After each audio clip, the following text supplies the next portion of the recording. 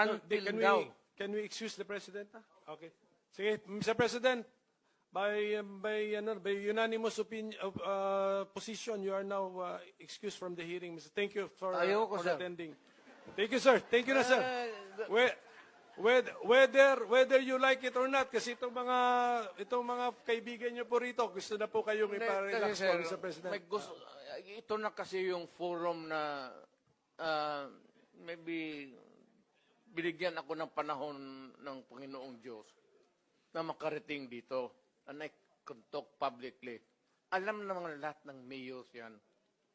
Kulang talaga ang suporta. Ang pulis ko, hanggang sweldo lang yan. May pag-utos, walang gasolina, walang pang-follow up.